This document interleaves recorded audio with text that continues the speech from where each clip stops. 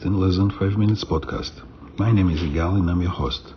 Today's topic is Jesus was a Palestinian, except he wasn't. Today, the pro-Palestinian mob is trying to claim that Jesus was a Palestinian.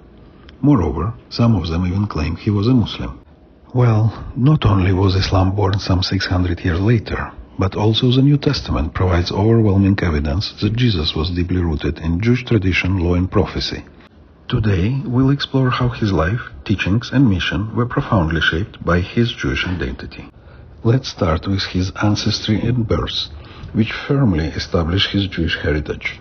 Both the Gospels of Matthew and Luke trace his genealogy back to Abraham, the father of the Jewish people, and King David, fulfilling the Jewish expectations that the Messiah would be a descendant of David. At 8 days old, Jesus was circumcised according to Jewish law as prescribed in the Torah. This act not only affirms his identity as part of the Jewish community, but also fulfilled the covenant between God and Abraham. Jesus was born into a Jewish family.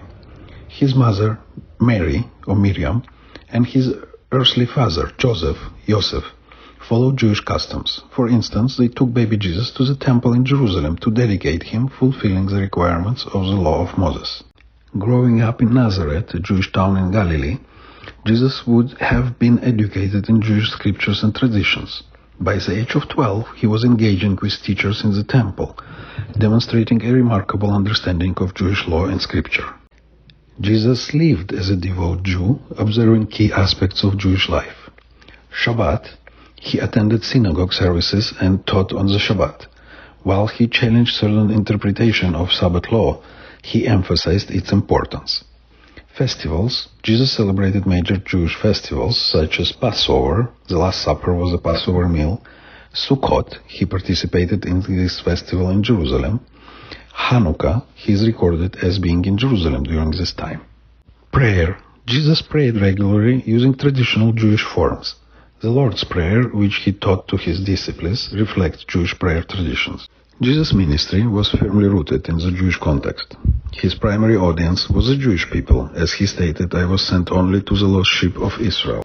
He frequently quoted and interpreted the Hebrew Bible, Old Testament, such as when he referred to the Shema from Deuteronomy 6:4-6:5 as the greatest commandment.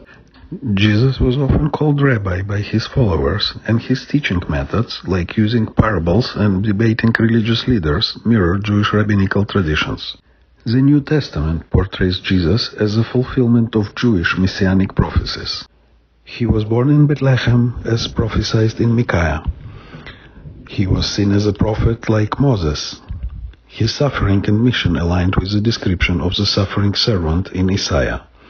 However, his interpretation of the Messiah's role, focusing on spiritual redemption rather than political liberation, differed from popular Jewish expectations of the time. Even in his final moments, Jesus' Jewish identity was evident.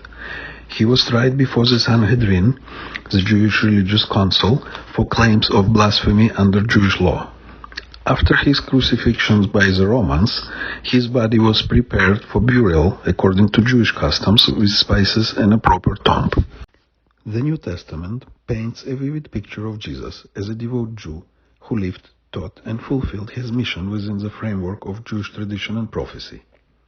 The name Palestine was given to the region by a Roman emperor 100 years after Jesus was crucified, and Islam was born 600 years later. This makes the claim of Jesus being a Palestinian or a Muslim nothing short from an attempt to erase the Jewish connection to the land of Israel. Thank you for listening to Middle East in Less Than 5 Minutes. Follow the podcast to stay updated with new episodes, and don't forget to check out our social media for some insights into Middle Eastern history and culture. Until next time, Shalom.